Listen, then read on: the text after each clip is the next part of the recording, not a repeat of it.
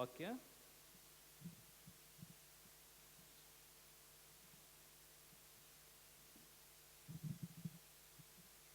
ಒಮ್ಮೆ ಜೋಸೆಫನಿಗೆ ಒಂದು ಕನಸು ಬಿತ್ತು. ಒಮ್ಮೆ ಜೋಸೆಫನಿಗೆ ಒಂದು ಕನಸು ಬಿತ್ತು.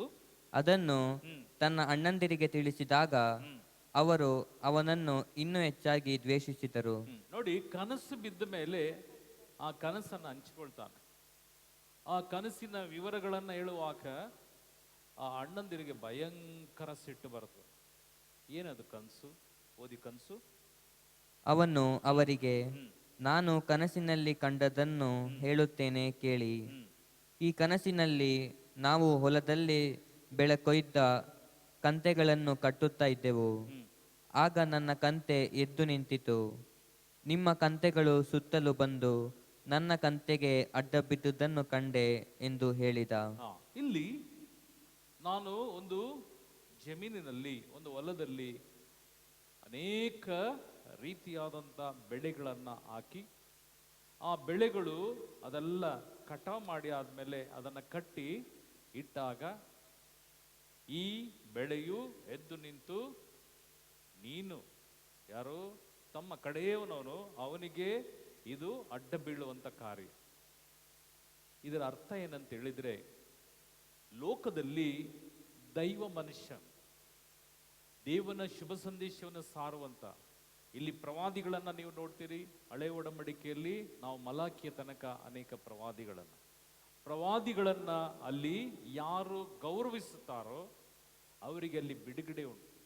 ಪ್ರವಾದಿಗಳನ್ನ ಅಗೌರವವಾಗಿ ನೋಡಿದಂಥ ವ್ಯಕ್ತಿಗಳು ಅವರು ಶಾಪಗ್ರಸ್ತರಾಗಿ ಸತ್ತದನ್ನ ನಾವು ಬೈಬಲಲ್ಲಿ ನಾವು ನೋಡ್ತೇವೆ. ಅದೇ ರೀತಿಯಲ್ಲಿ ಮುಂದೆ ನಡೆಯುವಂಥ ಭಯಂಕರವಾದಂಥ ಘೋರವಾದಂಥ ಒಂದು ಯಾತನೆಯನ್ನು ನೀವು ಅನುಭವಿಸ್ತೀರಿ ಎಂಬುದಾಗಿ ನುಡಿದಂಥ ವಚನಕ್ಕೂ ಕಿವಿಗೊಡದಂಥ ಇಸ್ರೇಲ್ ಜನ ಅಲ್ಲಿ ಮರಳುಗಾಡಿನಲ್ಲಿ ಗೊಣಗಾಡಿದ್ದಕ್ಕೆ 3 ದಿನದ ಪ್ರಯಾಣ ಅಷ್ಟೇ. 3 ದಿನದ ಪ್ರಯಾಣವನ್ನ ಮುಗಿಸುವಂತ ಈ ಇಸ್ರೇಲ್ ಮಕ್ಕಳನ್ನ ಅವರು ಗೊಣಗುಟ್ಟಿದ್ದಕ್ಕಾಗಿ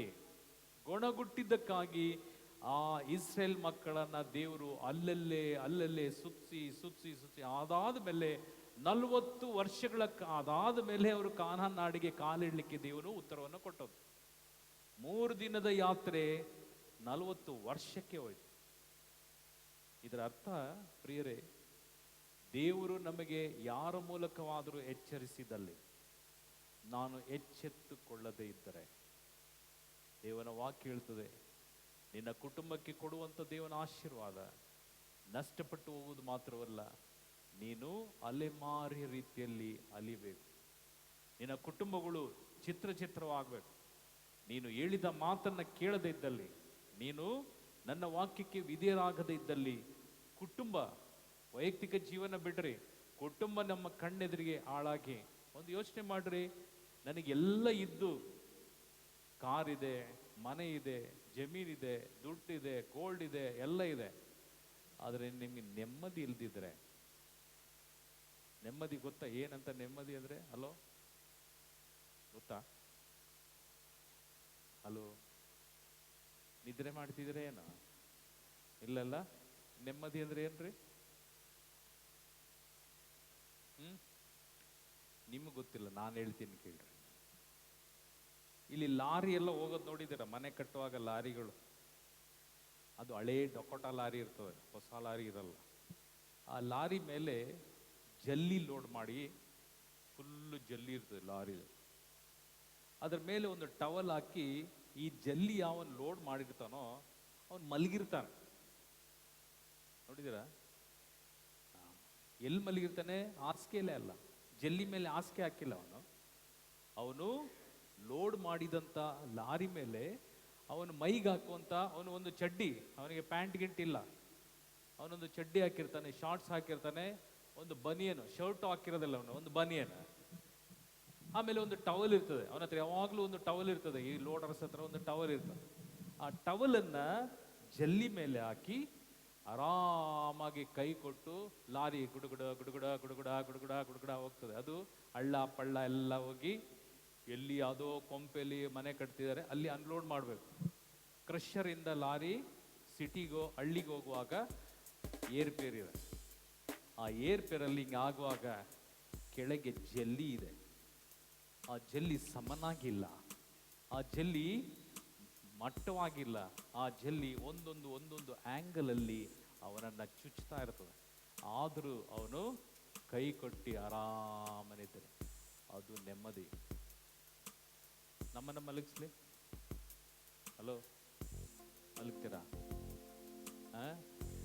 ಸೊಳ್ಳೆ ಪರದೆ ಹಾಕಿ ಗುಡ್ ನೈಟ್ ಹಾಕಿ, ಇಲ್ಲ ಸೊಳ್ಳೆ ಪರದೆ ಇಲ್ದಿದ್ರೆ ಗುಡ್ ನೈಟ್ ಹಾಕಿ, ಸೆಕೆಗೆ ಫ್ಯಾನ್ ಇಲ್ದಿದ್ರೆ AC ಹಾಕಿ, ಒಳ್ಳೆ ಕುಷನ್ ಬೆಡ್, ಮಲಗಿದ್ರೆ ಒಳಗೋಗ್ಬೇಕು ಅಂತ ಬೆಡ್ ಹಾಕಿ ನಿಮ್ಮನ್ನ ನನಗೆ ಗೊತ್ತು, ನನ್ನ ಮಲ್ಬಿಡ್ತೇನೆ, ನಿದ್ರೆ ಮಾಡಿದೆ ಮಲಗಿಸಿದ್ರೆ ಎಷ್ಟೋ ಜನಕ್ಕೆ ನಿದ್ರೆ ಇಲ್ಲ. ನನಗೆ ಹೇಳ್ತಾರೆ, ಬ್ರದರ್ ನಿದ್ರೆ ಮಾಡಿ ಎಷ್ಟೋ ದಿನ ಆಯ್ತು. ಕಾರಣ ಯಾಕೆ? ನಿಮ್ಮ ಹೃದಯದಲ್ಲಿ ಕ್ಷಮೆ ಎಂಬ ಹಾಗೂ ವೈರಾಗ್ಯ ಹಾಗೂ ಯಾವ ಕಾರಣಕ್ಕೂ ದೇವನ ವಾಕ್ಯವನ್ನ ಧಿಕ್ಕರಿಸಿ ನಡೆಯುವಾಗ ನಮ್ಮಲ್ಲಿ ಉಂಟಾಗುವಂತ ಈ ಲೌಕಿಕವಾದಂತ ಅನೇಕ ಈ ದುರಾಲೋಚನೆಯಿಂದ ನಮಗೆ ನೆಮ್ಮದಿಯಾಗಿ ಬದುಕಲಿಕ್ಕೆ ಸಾಧ್ಯ ಇಲ್ಲ. ಕೂತರು ನಿಂತರು ಅದೇ ಕೆಟ್ಟ ಆಲೋಚನೆಗಳು. ನಾನು ಯಾವ ಕಾರಣಕ್ಕೂ ಲೋಕದ ಈ ದೇವನ ವಾಕ್ಯದ ಪ್ರಕಾರ ಜೀವಿಸಲಿಕ್ಕೆ ಸಾಧ್ಯವಾಗದಂತ ಒಂದು ವ್ಯಕ್ತಿ ಈ ಲೋಕದಲ್ಲಿ ಆತನು ನತದೃಷ್ಟ ನಿಮ್ಮದಾಗಿ, ನತದೃಷ್ಟನವನು. ಅವನಿಗೆ ಏನಿದ್ರು ಪ್ರಿಯರೇ, ಭಿಕ್ಷಕನಿಗೆ ಊಟ ಇದೆ, ನೀವು ಭಿಕ್ಷಕ ನೋಡಿ ಕೆಲಸ ಮಾಡೋದಿಲ್ಲ. ಭಿಕ್ಷಕನಿಗೆ ಮನೆ ಇಲ್ಲ, ಭಿಕ್ಷಕನಿಗೆ ಅವನಿಗೂ ಮನೆ ತಂದೆ ತಾಯಿ ಎಲ್ಲ ಇದ್ದವರೇ, ಹುಚ್ಚರಿಗೆ ಇದ್ದವರೇ. ಆದರೆ ಅವನು ಹುಚ್ಚುತನಕ್ಕೆ ಮನೆ ಬಿಟ್ಟು ಬಂದಿರ್ತಾನೆ. ಅವನ ಮನೆ ಯಾವುದು, ಅವನ ಊರು ಯಾವುದು, ನನ್ನ ಅಣ್ಣ ನನ್ನ ತಂಗಿ ಅವರ ಮುಂದೆ ಅವರ ತಂದೆ ತಾಯಿ ಬಂದು ನಿಂತರು ಹುಚ್ಚನಿಗೆ ಗೊತ್ತಿಲ್ಲ ಇದು ನನ್ನ ತಂದೆ ತಾಯಿ ಎಂಬುದಾಗಿ.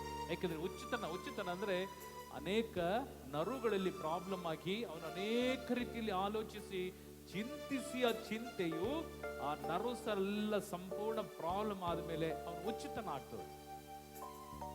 ಆ ಹುಚ್ಚನ ಮುಂದೆ ಸ್ವಂತ ತಂದೆ ತಾಯಿ, ಜನ್ಮ ಕೊಟ್ಟ ತಂದೆ ತಾಯಿ ಬಂದು ನಿಂತರು, ಅವನಿಗೆ ಗೊತ್ತಿಲ್ಲ ಯಾರು ಹುಚ್ಚುತನ. ಅದೇ ರೀತಿಯಲ್ಲಿ ಒಂದು ಮನುಷ್ಯ ದೇವನ ವಾಕ್ಯವನ್ನು ಕೇಳಿ ತನ್ನ ಪ್ರತಿಷ್ಠೆಯನ್ನ ಬಿಡದೆ ಜೀವಿಸಿದ್ರೆ ಅವನು ದೇವನ ಮುಂದೆ ಒಂದು ಹುಚ್ಚನಾಗಿರ್ತಾನೆ. ದೇವನ ಮುಂದೆ ಒಂದು ಹುಚ್ಚನಾಗಿರ್ತಾನೆ. ಸಭೆಯ ಮುಂದೆ ನಾವು, ಜನರ ಮುಂದೆ ನಾವು ಒಳ್ಳೆಯವರು, ದೊಡ್ಡ ಮನೆಯವರು, ವಸತಿ ಇದ್ದವರು, ಎಲ್ಲವೂ ಇದ್ದವರು. ಆದರೆ ನಿನ್ನ ಆತ್ಮಸಾಕ್ಷಿ ಕೇಳ್ಕೊಳ್ಳಿ, ಪ್ರತಿಯೊಬ್ಬರ ಆತ್ಮಸಾಕ್ಷಿ. ಕಾರಣಕ್ಕೆಂದರೆ ಯಾವ ಕಾರಣಕ್ಕೂ ದೇವರ ವಾಕ್ಯ ಒಂದು ಕಿಂಚತ್ತು ವ್ಯತ್ಯಾಸ ಇಲ್ಲದೆ ನೆರವೇರ. ವರ್ಷ ನಾವು ಮೆರವಣಿಗೆ ಎಲ್ಲ ಹೋಗಿ ದೇವ್ರ ತಾಯಿಗೆ ಹೂವೆಲ್ಲ ಹಾಕಿ ಎಲ್ಲ ಆಯ್ತು. ಈ ಹೂವೆಲ್ಲ ಹಾಕಿದ್ದು ಅದಾದ್ಮೇಲೆ ದೇವರನ್ನ, ದೇವ್ರ ತಾಯಿಯನ್ನ ಕೊಂಡಾಡಿದ್ದೆಲ್ಲ ಸೇರಿ ಬದಲಾವಣೆ ಆಗಿದೆ ಯಾರ ಜನ?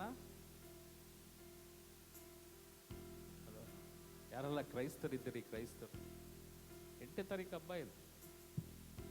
ಇಡೀ ಪ್ರಪಂಚ ಹಬ್ಬವನ್ನ, ತಾಯಿಯ ಹುಟ್ಟು ಹಬ್ಬವನ್ನು ಆಚರಿಸುವ ಬದಲಾವಣೆ ನನ್ನಲ್ಲಿ ಇಲ್ಲದಿದ್ರೆ, ನೀವು ಮುದುಕ ಆಗೋ ತನಕ ನೀವು ಹಬ್ಬ ಮಾಡುವಾಗ ನೀವು ಮಾರು ಲಾರಿ ಹೂ ತಂದು ಹಾಕಿದ್ರು ಯಾವುದು ಪ್ರಯೋಜನ ಇಲ್ಲ, ಯಾವುದು ಪ್ರಯೋಜನ. ಅವತ್ತು ನೋಡ್ರಿ, ಈಗ ಸ್ಟ್ಯಾಚ್ಯೂ ಎಲ್ಲಿದೆ, ತಾಯಿದು ಅಲ್ಲಿದೆ, ದೇವ್ರ ತಾಯಿ ಅಲ್ಲಿ. ಈಗ ಹೋಗಿ ಪ್ರೇಯರ್ ಮಾಡ್ರಿ, ಯಾರು ಪ್ರೇಯರ್ ಮಾಡ್ತಾರೆ ಈಗ ಅಲ್ಲಿ? ಒಬ್ರು ಇಲ್ಲ, ಹೌದಾ? ಹಬ್ಬದ ದಿವಸ ನೋಡ್ರಿ, ಫುಲ್ಲು ನೂಕು ರಶ್. ಆ ರಶ್ ಅನ್ನು ಹೋಗಿ ಹಿಂಗೆ ಕೈ ಎಟ್ಟಿಕ್ಸದೇ ಇದ್ರು, ಕುಳ್ಳಕ್ಕಿದ್ರು, ಒದ್ದಕ್ಕಿದ್ರು, ತಳ್ಳಿ ಮಾಡಿಲ್ಲ, ಏನ್ ಪ್ರಯೋಜನ? ಹಲೋ, ಸ್ವಲ್ಪ ಯೋಚನೆ ಮಾಡ್ರಿ. ನನಗೆ ಈ ಹುಚ್ಚುತನ ಯಾಕೆ ಇವ್ರು ಬಿಡಲ್ಲ ಅಂತ. ಹಬ್ಬದ ದಿನ ಹೋಗಿ ನೀನಲ್ಲಿ ನೂಕು ಪಕ್ಕದಲ್ಲಿದ್ದವರು ಅಲ್ಲೂ ಪ್ರೇಯರ್ ಮಾಡಿ ಅಂತ ಒಬ್ಳು ಹಿಂಗೆ ಪ್ರೇಯರ್ ಮಾಡ್ತಾ ಇರ್ತಾರೆ. ನಾನು ಮೊನ್ನೆ ಬಡವತಾಯಿ ದೇವಸ್ಥಾನದಲ್ಲಿ ನೋಡ್ತಾ ಇದ್ದೆ. ಫುಲ್ಲು ಎಲ್ಲ ಪ್ರೇಯರ್ ಆದ ತಕ್ಷಣ ಅವರವರು ಭಕ್ತಿಯಿಂದ ಪ್ರೇಯರ್ ಮಾಡಿ ನೂಕಿ ತಳ್ಕೊಂಡು ಹೋಗಿ ಒಂದು ಹೆಂಗ್ಸು ಈ ನೂಕ್ತವಳು ಬೈತಾವಳೆ, ಪ್ರೇಯರ್ ಮಾಡೋದು ನಿಲ್ಸ್ಬಿಟ್ಲು ಅವಳು. ಮಣ ಅದೇನು ಬೈದ್ಲು ಗೊತ್ತಿಲ್ಲ. ಯಾಕೆಂದ್ರೆ ತಳ್ಳಿ ಹೋಗಿ ದೇವ್ರ ತಾಯಿನ ಮುತ್ತಿಡಕ್ ಹೋದ್ರು. ಏನಾದ್ರೂ ಪ್ರಯೋಜನ ಇದೆಯಾ? ಮುತ್ತಿಟ್ಟು ಏನ್ ಪ್ರಯೋಜನ? ದೇವರು ನಿನ್ನನ್ನ ಮುತ್ತಿಡ್ತಾ ಇದಾರಲ್ಲ, ನೀ ದೇವ್ರ ಹತ್ರ ಬಂದಿದ್ಯಾ? ಅರ್ಥ ಮಾಡ್ಕೊಳ್ಬೇಕು ದೇವ್ರ ವಾಕ್ಯ. ಕಾರಣ ಆ ಸ್ಟ್ಯಾಚ್ಯೂವನ್ನು ನೀವು ನುಗ್ಗಲಲ್ಲಿ ಮುತ್ತಿಟ್ಟು ಏನಾದರೂ ಪ್ರಯೋಜನ ಇದೆಯಾ? ಈಗ ನೋಡ್ರಿ, ಯಾರು ಇಲ್ಲ ಅಲ್ಲಿ. ಚರ್ಚಿಗೆ ಬನ್ರಿ, ಪ್ರೇಯರ್ ಮಾಡ್ರಿ, ಗಂಟೆಗಟ್ಟಲೆ ಹತ್ತು ಕೈದು ಕರೆದು ಪ್ರೇಯರ್ ಮಾಡ್ರಿ, ತಬ್ಬಿಡ್ಕೊಂಡು ಅಳ್ರಿ. ನಿಮ್ಮ ಮಾತಿಗೆ, ನಿಮ್ಮ ಪ್ರಾರ್ಥನೆಗೆ, ನಿಮ್ಮ ದುಃಖಕ್ಕೆ ದೇವನ ಪ್ರತಿಫಲ ಇದೆ. ಅದು ಬಿಟ್ಟು ಹಬ್ಬದ ದಿವಸ ನೋಡ್ಬೇಕು, ಬಟ್ಟೆ ಎಲ್ಲ ಗ್ರ್ಯಾಂಡ್, ಏನ್ ಬಟ್ಟೆ ಮೀನಾ ಮೀನಾ ಮೀನಾ ಮೀನಾ ಬಟ್ಟೆ ಹಾಕು, ಮುಖಕ್ಕೆ ಎಲ್ಲ ಏನೇನು ಹಾಕ್ಬೇಕು ಎಲ್ಲ ಹಾಕಿ, ಹೃದಯ ಕೊಳೆ ಆಗಿದ್ರೆ, ಹೃದಯದಲ್ಲಿ ಕಪಟ ತುಂಬಿದ್ರೆ, ಹೃದಯದಲ್ಲಿ ಅಪ್ರಾಮಾಣಿಕೆ ತುಂಬಿದ್ರೆ, ಹೃದಯದಲ್ಲಿ ದ್ವೇಷವನ್ನೇ ತುಂಬಿ ನಾನು ಬಂದು ಮುತ್ತಿಡೋದು ಅಡ್ಡ ಬಿದ್ದು ನಾನು ಏನ್ ಮಾಡಿದ್ರು ಯಾವ ಒಂದು ಪ್ರಯೋಜನ ಕಿಂಚತ್ತು ನೀವು ಹೊತ್ಕೊಂಡು ಹೋಗ್ಲಿಕ್ಕೆ ಸಾಧ್ಯ ಇಲ್ಲ. Praise the lord. Hallelujah, hallelujah. ಅದಕ್ಕಾಗಿ ಮನ ಪರಿವರ್ತನೆ, ದೇವನ ವಾಕ್ಯ ಹೇಳ್ತದೆ, ಮೊದಲು ನಾನು ಪರಿವರ್ತನೆ ಹೊಂದದಿದ್ರೆ ನನ್ನ ಕುಟುಂಬ ಪರಿವರ್ತನೆ ಹೊಂದಲಿಕ್ಕೆ ಸಾಧ್ಯ ಇಲ್ಲ. ನಾನು ಒಳ್ಳೆಯವನಾಗದಿದ್ರೆ ನಾನು ಯಾರನ್ನ ಒಳ್ಳೆತನದಲ್ಲಿ ತರಲಿಕ್ಕೆ ಸಾಧ್ಯ ಇಲ್ಲ. ನಾನು ಕೆಟ್ಟದನ್ನ ಮಾಡಿ ಕೆಟ್ಟದನ್ನೇ ತುಂಬಿಟ್ಟು ನಾನು ಇನ್ನೊಬ್ಬರಿಗೆ ನಾನು ಒಳ್ಳೆ ಬೋಧನೆ ಮಾಡ್ತೀನಿ, ನೋ, ಚಾನ್ಸೇ ಇಲ್ಲ. ಮೊದಲು ನಾನು ಸಿದ್ಧನಾಗ. ಅದಕ್ಕಾಗಿ ನಮ್ಮೆಲ್ಲರನ್ನ ದೇವರು ಕರೆದಿರ್ತಕ್ಕಂಥ, ಅದಕ್ಕಾಗಿ ದೇವರು ನಮ್ಮನ್ನು ಆಶೀರ್ವದಿಸಿದ್ರು. ಪ್ರಿಯ ಸಹೋದರ, ಪ್ರಿಯ ಸಹೋದರರೇ, ದೇವನ ವಾಕ್ಯ ಹೇಳ್ತದೆ, ನಿನ್ನಿಂದ ಇಡೀ ಪ್ರಪಂಚವನ್ನೇ ಬದಲಾಯಿಸಲಿಕ್ಕೆ ಸಾಧ್ಯ. ನಿಮ್ಮಿಂದ ಒಂದು ಪ್ರಪಂಚವನ್ನೇ ಬದಲಾಯಿಸಲಿಕ್ಕೆ ಸಾಧ್ಯ. ದೇವನ ಮಕ್ಕಳು ನೀವು ದೇವನ ಸಾನ್ನಿಧ್ಯವನ್ನು ಅನುಭವಿಸಿ ಕೆಟ್ಟದನ್ನ ಬಿಟ್ಟು ನೀನು ನಡೆಯುವಂತ ಪ್ರದೇಶಗಳು ಆಶೀರ್ವಾದವಾದ ಪ್ರದೇಶವಾಗ್ತದೆ. ನೀನು ಇಟ್ಟಂತ ಮನೆ ಇಟ್ಟ ಕಾಲುಗಳು ಆಶೀರ್ವಾದ ಮನೆ ಆಗ್ತದೆ. ನೀವು ಯಾರನ್ನು ಮುಟ್ತಿರೋ ಆಶೀರ್ವಾದದ ಆ ಪರಿಪೂರ್ಣತೆ ಅವರಿಗೆ ಸಿಗ್ತದೆ. ನೀವು ಮುಟ್ಟಿದಂತ ರೋಗಿಗಳು ಸ್ವಸ್ಥವಾಗ್ತಾರೆ. ನಿಮ್ಮ ನೆರಳು ಬಿದ್ದರೆ ಅಲ್ಲಿ ಸ್ವಸ್ಥತೆಯನ್ನು ಇಲ್ಲಿ ಹೊಸ ಒಡಂಬಡಿಕೆಯಲ್ಲಿ ಅಪೊಸ್ತಲರ ಕೃತ್ಯಗಳಲ್ಲಿ ನಾವು ನೋಡ್ಬೋದು. ಪೇತ್ರನ ನೆರಳು ಭೂಮಿ ಮೇಲೆ ಬಿದ್ದಾಗ ಅನೇಕ ರೋಗಿಗಳು ಸ್ವಸ್ಥವಾದರು ಎಂಬುದಾಗಿ. ಆತನ ಕರ್ಚೀಫ್, ಅವನು ಒರೆಸ್ಕೊಳ್ಳುವಂತ ಆಂಡ್ಕಿ ಕರ್ಚೀಫ್, ಅದನ್ನ ಒಬ್ಬರ ಮೇಲೆ ಹಾಕಿದ್ರೆ ಬಿಸಾಕಿದ್ರೆ ಸಾಕು, ಎಷ್ಟೋ ರೋಗಿಗಳು ಸ್ವಸ್ಥವಾಗ್ತಿದ್ರು. ಡೋಲಿಗಳಲ್ಲಿ ತಂದಂತ ಎಲ್ಲ ರೋಗಿಗಳು ಸ್ವಸ್ಥತೆಯನ್ನು ಹೊಂದ್ತಾ ಇದ್ರು ಎಂಬುದಾಗಿ ಬೈಬಲ್ ವಾಕ್ಯ. ಹಾಗಾದರೆ ಯೇಸು ಕ್ರಿಸ್ತನ ನಂತರವೂ ಈ ವಾಕ್ಯವು ನಮ್ಮಲ್ಲಿ ಈಗಲೂ ನೆರವೇರುವಂತ ವಾಕ್ಯ. ಆ ವಾಕ್ಯಕ್ಕೆ ನೀನು ತಯಾರ? ಆ ವಾಕ್ಯಕ್ಕೆ ನೀನು ಒಪ್ಪಿಸಿಕೊಳ್ಳಲಿಕ್ಕೆ ನೀನು ತಯಾರ? ಅದಕ್ಕಾಗಿಯೇ ನಮ್ಮನ್ನು ಇಲ್ಲಿ ಬರಮಾಡಿದ್ರು. ಇಲ್ಲಿ ಲೋಕದಲ್ಲಿ ಲೋಕದ ಕಾರ್ಯ, ಲೋಕದ ಜನಕ್ಕೆ ಭಯಪಟ್ಟು ನೀನು ಜೀವಿಸಿದಲ್ಲಿ ದೇವರ ವಾಕ್ಯ ಹೇಳ್ತದೆ, ನಾನು ಸಹ ಪಿತನ ಮುಂದೆ ನಿನ್ನ ಸತ್ತು ಬರುವಾಗ ನೀನು ಯಾರು ಅರಿಯೇನು ಎಂಬುದಾಗಿ ಹೇಳ್ತೇನೆ. Praise the lord. Hallelujah, hallelujah. ಸ್ವಾಮಿ, ನಿನ್ನ ಹೆಸರಲ್ಲಿ ನಾನು ಚರ್ಚಿಗೆ ಬಂದು ದಾನ ಧರ್ಮ ಎಲ್ಲ ಮಾಡ್ತಿದ್ದಲ್ಲ, ಎಲ್ಲ ಹಬ್ಬಕ್ಕೆ ಊಟ ಆಗ್ತಿದ್ವಲ್ಲ, ಫಾಸ್ಟಿಂಗ್ ಪ್ರೇಯರ್ ಬರ್ತಾ ಇದ್ವಲ್ಲ, ದಾನ ಕೊಡ್ತಿದ್ವಲ್ಲ, ಪಾಪ ವಿಜ್ಞಾಪನೆ ಮಾಡಿ ನಾನು ಪ್ರೇಯರ್ಗೆ ತಪ್ಪದೆ ಬರ್ತಿದ್ದಲ್ಲ, ಗೊತ್ತಿಲ್ಲ. ದೇವನ ವಾಕ್ಯ ಈ ಕನಸು ತನ್ನ ಕುಟುಂಬ ಕೇಳುವಾಗ, ಈ ಕನಸು ನಿಮ್ಮ ಅಣ್ಣ ತಮ್ಮ ಅಕ್ಕ ತಂಗಿಯರಿಗೆ ನೀವು ಹೇಳುವಾಗ, ಆ ಕನಸಿಗೆ ತಕ್ಕ ಪ್ರತಿಫಲ ನಿಮ್ಮದಾಗಿರ್ಬೇಕು. ಫಸ್ಟ್ ನಾನು ಆ ಕನಸನ್ನ ಇನ್ನೊಬ್ಬರಿಗೆ ಹೇಳುವಾಗ ಆ ಕನಸಿನ ಪ್ರತಿಫಲವನ್ನು ನಾನು ಅನುಭವಿಸಬೇಕು. ಕ್ರಿಸ್ತನ ಅನುಭವ ನನ್ನಲ್ಲಿ ಇಲ್ಲದಿದ್ದರೆ ನಾನು ಯಾರಿಗೆ ಏನು ಹೇಳಿದ್ರು ರುಚಿಸಲ್ಲ, ಕೇಳಲ್ಲ, ಅದ್ಭುತಗಳು ಆಗಲ್ಲ. ಬರ್ದಿಟ್ಕೊಳ್ರಿ ಪ್ರಿಯರೇ. ದೇವರ ವಾಕ್ಯ ನಾನು ಈಗಿಲ್ಲ, ಯಾವಾಗ ನಾನು ರಕ್ಷಣೆ ಹೊಂದ್ಕೊಂಡೆ ಅಲ್ಲಿಂದ ಈಚೆಗೆ ದೇವರು ಆಶೀರ್ವಿಸಿ ನಾನು ಯಾವ ಕಾರಣಕ್ಕೂ ಯಾವ ಇದರಲ್ಲೂ ನಾನು ಒಂದು ಕಿಂಚಿತ್ತು ನಂಬಿಕೆ ಕಳ್ಕೊಳ್ಳಿಲ್ಲ. ಅದಕ್ಕಾಗಿಯೇ ದೇವನು ಅನೇಕ ಅದ್ಭುತಗಳನ್ನು ಮಾಡಿದ. ನಾನಿವತ್ತು ಅಡ್ವರ್ಟೈಸ್ ಮಾಡಲಿಕ್ಕೆ ಯಾವಾಗ ಜನ ಏನಾದರೂ ಇದ್ದು, ಇದೇ ರೀತಿಯಲ್ಲಿ ಕ್ಯಾಮ್ರಾ ಏನಾದರೂ ಇದ್ದು ಇದುವರೆಗೂ ಅಡ್ವರ್ಟೈಸ್ ಆಗಿದ್ದಿದ್ರೆ ನಾನು ಇಲ್ಲಿ ಇರ್ತಾ ಇರಲಿಲ್ಲ, ನಾನು ನಿಮ್ಗೆ ಸಿಗ್ತಾನೂ ಇರಲಿಲ್ಲ. ಏನೇನು ಅದ್ಭುತ, ಲೆಕ್ಕ ಇಲ್ಲದಷ್ಟು ಅದ್ಭುತಗಳು. ಅದು ಮರಣಕರವಾದ ವ್ಯಾಧಿ, ಹೊಟ್ಟೆ ನೋವು, ಅದು ಇದೆಲ್ಲ ಬಿಟ್ಬಿಟ್ರೆ ಅದೆಲ್ಲ ನನಗೆ ಲೆಕ್ಕ ಇಲ್ಲ. ಸ್ವಾಮಿ ಮಾಡಿರ್ತಕ್ಕಂಥ ಅದ್ಭುತ ಕಾರ್ಯ, ಮರಣದ ಹಾಸಿಗೆ ಅಲ್ಲಿಂದ ಎಬ್ಬಿಸಿದಂತ ಕಾರ್ಯವನ್ನು ನನ್ನ ಕಣ್ಣಾರೆ ನನಗೆ ನಂಬಲಿಕ್ಕೆ ಸಾಧ್ಯ ಆಗಲಿಲ್ಲ. ನನ್ನ ಈ 2 ಕಣ್ಣುಗಳು ನಂಬಲಿಲ್ಲ. ಇವತ್ತಿಗೂ ಗುಂಡು ಗೂಳಿ ಥರ ಇದ್ದಾರೆ. ಆದರೆ ಯಾವ ಕಾರಣಕ್ಕೂ ಎಲ್ಲಿಂದ, ಯಾವ ಸಭೆಯಿಂದ, ಯಾವ ವ್ಯಕ್ತಿತ್ವದಿಂದ ನಾನು ಗುಣ ಆದೆ, ಯಾವ ಕಾರಣಕ್ಕೂ ಅವ್ರಿಗೆ ಕೃತಜ್ಞತೆ ಇಲ್ಲದಂತೆ ಅವ್ರ ಪಾಡಿಗೆ ಎಲ್ಲೆಲ್ಲೋ ಸುತ್ತಾ ಇಲ್ಲ. ಆದರೆ ಒಂದು ದಿನ ಇದೆ, ದೇವನ ಮುಂದೆ ನಿಲ್ಲುವಂಥ ದಿನ. ಅದಕ್ಕಾಗಿ ನಾನು ದುಃಖ ಪಡುವಂಥ ವ್ಯಕ್ತಿ ಅಲ್ಲ, ಅದಕ್ಕಾಗಿ ನಾನು ಸಂತೋಷ ಪಡುವಂಥ ವ್ಯಕ್ತಿಯೂ ಅಲ್ಲ. ದೇವರು ಮಾಡಿದ್ದು ದೇವನಿಗೆ ಉಪಕಾರವನ್ನ, ದೇವನ ಪರಿಶುದ್ಧತೆಯನ್ನ ಅವರಿಗೆ ಬೋಧಿಸಿ ಅಲ್ಲಿ ಗುಣ ಸ್ವಸ್ಥತೆಯನ್ನು ಹೊಂದಂತ ಅಂತ ವ್ಯಕ್ತಿಗಳು ದೇವನಿಗೆ ಯಾವಾಗಲೂ ಕೃತಜ್ಞತಾ ಭಾವವುಳ್ಳವರಾಗಿ ಇರಬೇಕು ಹೊರತು ಅವರ ಸಭೆಯಲ್ಲೂ ಅವರು ವಿಶ್ವಾಸಿಗಳ ಮಧ್ಯದಲ್ಲಿ ಅನೇಕ ಸಾಕ್ಷಿಗಳ ಮೂಲಕ ಅವರನ್ನ ದೇವರು ನಡೆಸಲಿಕ್ಕಾಗಿ ಮರಣದ ಹಾಸಿಗೆಯಿಂದ ದೇವರು ಎಬ್ಬಿಸಿದ್ರು. 10 ಜನ ಕುಷ್ಠರೋಗಿಗಳಿಗೆ ಯೇಸು ಗುಣಪಡಿಸಿ ಒಬ್ಬನು ಅಕ್ರೈಸ್ತನ ಬಂದು ಸಾಕ್ಷಿ ಹೇಳುವಾಗ ದೇವರು ಕೇಳಿದ್ದೇನು ಪ್ರಶ್ನೆ, ಮಿಕ್ಕ 9 ಜನ ಎಲ್ಲಿ? ಹಲೋ, ಮಿಕ್ಕ 9 ಜನ ಎಲ್ಲಿ? ಗೊತ್ತಿಲ್ಲ ಸ್ವಾಮಿ, ನನಗೆ ನಾನು ಬಂದಿದ್ದೇನೆ ಸ್ವಾಮಿ ನಿನ್ನ ಸನ್ನಿಧಾನ. ಕೃತಜ್ಞತಾ ಭಾವವುಳ್ಳವರಾಗಿ ಅಲ್ಲಿ ಎಲ್ಲಿಂದ ಬಂದೆ ನಾನು, ಎಲ್ಲಿ ನನಗೆ ದೇವನು ಒಳ್ಳೇದು ಮಾಡಿದ, ಯಾವ ವ್ಯಕ್ತಿತ್ವ ಮೂಲಕ, ಯಾವೊಂದು ಸ್ಥಳ ಮುಖ್ಯವಾದದ್ದು. ದೇವನ ವಾಕ್ಯ ನಮ್ಮ ಕರ್ತವ್ಯ ಈಗಲೂ ಮಾಡ್ತಾ ಇದ್ದಾನೆ. ನನಗೆ ದೇವನು ಯಾವಾಗ ಕರೀತಾರೋ ಅಲ್ಲಿಯ ತನಕ ನಾನು ದೇವನ ಸುವಾರ್ತೆನ ಈ ನಾಲಿಗೆ ನಿಲ್ಲೋದಿಲ್ಲ. ಸುವಾರ್ತೆ ಸಾರ ಇಷ್ಟವುಳ್ಳವರು ಕೇಳ್ಬೋದು, ಆದರೆ ಒಂದು ದಿನ ಲೆಕ್ಕ ಒಪ್ಪಿಸುವಂಥ ದಿನ ಇರುತ್ತೆ. ಆ ಲೆಕ್ಕ ಒಪ್ಪಿಸುವಂಥ ದಿನದಲ್ಲಿ ನೀವು ಏನೇ ತಿಪ್ಪರ್ಲಾಗಾಕಿದ್ರು ಮಾನಸಾಂದ್ರ ಅಲ್ಲಿ ಹೊಂದಲಿಕ್ಕೆ ಸಾಧ್ಯ ಇಲ್ಲ. ದೇವರು ಕೊಟ್ಟಂತ ಆಯುಸ್ಸಿನಲ್ಲಿ, ದೇವರು ನಿಮಗೆ ಕೊಟ್ಟಂತ ಚಾನ್ಸನ್ನು ನೀನು ಉಪಯೋಗಿಸಿ ಇತರರ ನಿನ್ನ ಕುಟುಂಬಗಳಲ್ಲಿ ಅನೇಕರು ನರಕಕ್ಕೆ ಹೋಗುವುದನ್ನು ತಪ್ಪಿಸುವುದಕ್ಕಾಗಿ ದೇವರು ಒಂದು ಅವಕಾಶವನ್ನು ಕೊಟ್ಟಂತ ಈ ಅವಕಾಶವನ್ನ ನಿಮ್ಮದಾಗಿಸಿಕೊಳ್ಳದಿದ್ದರೆ ದೇವನ ವಾಕ್ಯ ನೀನು ಎಂತ ದುರದೃಷ್ಟಕರವಾದಂಥ ವ್ಯಕ್ತಿ ಎಂಬುದಾಗಿ ಪರಿಗಣಿಸುವುದು. 1ನೇ ಸಾಕ್ಷಿ. 2ನೇ ಸಾಕ್ಷಿ ಹೋದ್ರಿ. 2ನೇ ಸಾಕ್ಷಿ ಎಲ್ಲಿ ನಿಲ್ಸಿದ್ರಿ? ಅದು ಅದಕ್ಕೆ ಅವನ ಅಣ್ಣಂದಿರು, ಏನು ನೀನು ನಿಜವಾಗಿ ನಮ್ಮನ್ನು ಆಳುವೆಯಾ?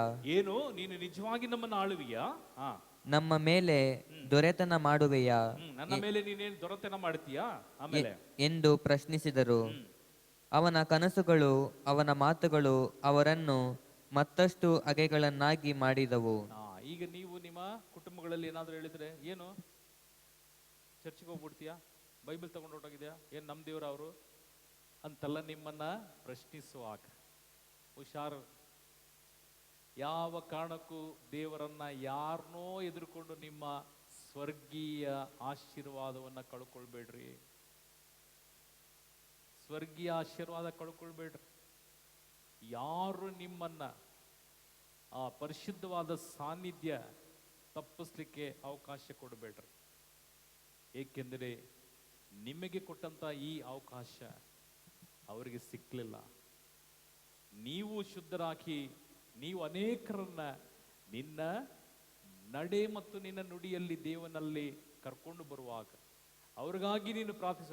ಬರ್ದಿದ್ರೆ ಚಿಂತೆ ಮಾಡಬೇಡ್ರಿ, ಬರ್ದಿದ್ದಕ್ಕಾಗಿ ತಲೆ ಕೆಡಿಸ್ಕೊಳ್ಬೇಡ್ರಿ. ಅವರಿಗಾಗಿ ಪ್ರಾರ್ಥಿಸ್ರಿ, ಕರೀರಿ, ಹೇಳ್ರಿ, ಸಾಕ್ಷಿ ಹೇಳ್ರಿ. ದೇವರು ನಿಮ್ಮನ್ನು ಆಶೀರ್ವದಿಸ್ತಾರೆ. ಅದಾದ ಮೇಲೆ ಅವರು ಬರ್ದಿದ್ರೆ ಚಿಂತೆ ಮಾಡಬೇಡಿ, ಅವ್ರಿಗಾಗಿ ಪ್ರಾರ್ಥಿಸಿ. ಇಲ್ಲಿ ದೇವನ ವಾಕ್ಯ ಏನು, ನೀನು ನಿನ್ನ ಸ್ಟೋರಿ ಎಲ್ಲ ಹೇಳಿ ನಾನು ನಿಮಗೆ ಅಡ್ಡ ಬೀಳ್ಬೇಕಾ? ನಿನ್ನ ಮಾತು ಕೇಳ್ಬಿಟ್ಟು ನಿನ್ನಿಂದ ನಾನು ಚರ್ಚಿಗೆ ಬರ್ಬೇಕಾ? ಅಲ್ಲಿ ನಮ್ಮ ದೇವ್ರಲ್ವಲ್ಲ, ನೀನು ನಮ್ಮ ದೇವ್ರಲ್ಲ ಬಿಟ್ಟು ನೀನು ಅಲ್ಲಿಗೆ ಹೋಗಿದ್ಯಲ್ಲ, ಇಲ್ಲಿ ಹೋಗಿದ್ಯಲ್ಲ. ನೋ, ತರ್ಕ ಮಾಡಕ್ಕೆ ಹೋಗ್ಬೇಡಿ. ನಿಮ್ಮ ದೇವರು ನನ್ನ ದೇವರು ತರ್ಕ ಮಾಡಕ್ಕೆ ಹೋಗ್ಬೇಡಿ. ನಿಮಗೆ ಇಷ್ಟ ಇದೆಯಾ ಬನ್ರಿ, ಅದಾದ್ಮೇಲೆ ನೀವು ಹೇಳ್ಲಿಕ್ಕಾಗ್ತದ ಹೇಳ್ರಿ, ಹಾಗೂ ಪರಿಶುದ್ಧತೆಯಲ್ಲಿ ಜೀವಿಸ್ಬೇಕಾ ಜೀವಿಸಿ. ಇಲ್ಲಿ 2ನೇ ಕನಸು ಇದೆ ನೋಡ್ರಿ, ಇದು ಇನ್ನೂ ಡೇಂಜರ್ ಆದಂತ ಕಾರ್ಯ. ಓದಿ ವಾಕ್ಯ. ಜೋಸೆಫನಿಗೆ ಇನ್ನೊಂದು ಕನಸು ಬಿತ್ತು. ಅದನ್ನು ಅವನ ಅಣ್ಣಂದಿರಿಗೆ ತಿಳಿಸಿದ. ನಾನು ಇನ್ನೊಂದು ಕನಸು ಕಂಡಿದ್ದೇನೆ. ನಾನು ಇನ್ನೊಂದು ಕನಸನ್ನ ಕಂಡೆ. ಅದರಲ್ಲಿ ಸೂರ್ಯ, ಚಂದ್ರ ಹಾಗೂ 11 ನಕ್ಷತ್ರಗಳು. ಯಾಕೆ 11 ನಕ್ಷತ್ರ? 12 ನಕ್ಷತ್ರ ಇರ್ಬೋದು. 12 ನಕ್ಷತ್ರ ಮಿಂತು ಗೋತ್ರವನ್ನು ತಿಳಿಸುವಂಥದ್ದು. 12 ಶಿಷ್ಯ, 12 ಶಿಷ್ಯಂದಿರು, 12 ತಿಂಗಳು ಹಾಗೂ 12 ಗೋತ್ರ, 12 ಕುಲ. 11 ಯಾಕೆ ಆಯ್ತು? ಹಲೋ, ಅದರಲ್ಲಿ ಹೊಸ ಒಡಂಬಡಿಕೆಯಲ್ಲಿ ಜೂದಾಸ್ ಇಸ್ಕರಿಯೋತನು ದೇವರನ್ನ ತಿರಸ್ಕರಿಸಿ ಹೋದವನು. ಅಲ್ಲಿ 12 ಇದ್ದಿದ್ದು 11 ಆಯ್ತು. ಹಲೋ, 12 ಇದ್ದಿದ್ದು 11 ಆಯ್ತು. ಇಲ್ಲಿ 11 ಜನ, ಈ 11 ಜನ 12ನೇವನ ಮಾತನ್ನ ಕೇಳಿಲ್ಲ.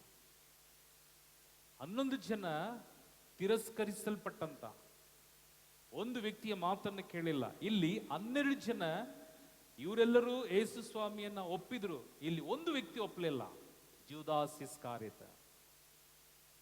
ವ್ಯತ್ಯಾಸ. ಅದಕ್ಕಾಗಿ ಅದಾದ್ಮೇಲೆ ನೆಕ್ಸ್ಟ್ ವಾಕ್ಯ ನೋಡ್ರಿ. ಈ ಕನಸನ್ನು ಅಣ್ಣಂದಿರಿಗೆ ಮಾತ್ರವಲ್ಲ ತಂದೆಗೂ ತಿಳಿಸಿದ. ತಂದೆಗೂ ಜೋಸೇಫನಿಗೂ ತಿಳಿಸಿದ. ಆಮೇಲೆ ತಂದೆ ಅವನಿಗೆ, ಇದೆಂತ ಕನಸು ಇದೆಂತ ಕನಸು ನೀನು ಕಂಡದ್ದು? ನಾನು ನಿನ್ನ ತಾಯಿ ಹಾಗೂ ಅಣ್ಣ ತಮ್ಮಂದಿರು ನಿನಗೆ ಅಡ್ಡ ಬೀಳಲು ಬರುತ್ತೇವೋ.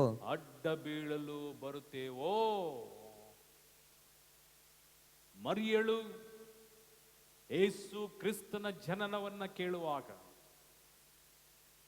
ಪ್ರಧಾನ ದೇವದೂತನಾದಂಥ ಸಂತ ಮಿಖಾಯೇಲರು ಬಂದು ಅಲ್ಲಿ ಸುವಾರ್ತನೆ ಮಂಗಳ ವಾರ್ತೆಯನ್ನು ಹೇಳುವಾಗ ಮರಿಯಳು ಅವರಿಗೆ ಅಡ್ಡ ಬಿದ್ದು ಆತನ ಚಿತ್ತ ನನ್ನಲ್ಲಿ ನೆರವೇರಬೇಕು ಎಂಬುದಾಗಿ, ನೆರವೇರಲಿ ಎಂಬುದಾಗಿ ಬಿಟ್ಟುಕೊಟ್ಟಂತ ತಾಯಿ.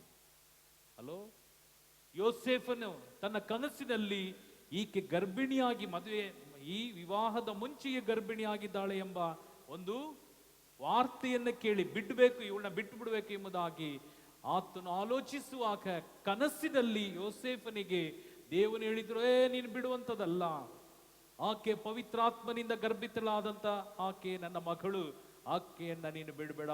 ದೇವನ ಆಶೀರ್ವಾದದೊಂದಿಗೆ ಜಗರಕ್ಷಕನಾದಂತ ಯೇಸು ಆಕೆಯಲ್ಲಿ ಹುಟ್ಟೋನು, ನೀನು ಆತನಿಗೆ ಇಮ್ಯಾನುವೇಲ್ ಎಂಬುದಾಗಿ ಹೆಸರಿಡಬೇಕು ಎಂಬುದಾಗಿ ತಿಳಿಸಿದಂತ ತಂದೆ ತಾಯಿಯು ಸಹ ಜೊತೆಯಲ್ಲಿ ಇರ್ತಕ್ಕಂಥ ಅವರ ನೆಂಟರಿಷ್ಟರು, ಅಣ್ಣ ತಮ್ಮಂದಿರು, ಅಂದ್ರೆ ಅವಾಗ ಕಸಿನ್ಸ್ಗೆ ಅಣ್ಣ ತಮ್ಮ ಎಂಬುದಾಗಿ ಹೇಳ್ತೀವಿ. ನಾವೀಗ ದೊಡ್ಡಪ್ಪ ಚಿಕ್ಕಪ್ಪ ಮಕ್ಕಳಿಗೆ ಅಣ್ಣ ತಮ್ಮ ಎಂಬುದಾಗಿ ಕರಿತೇವೆ, ಹೌದಲ್ಲ?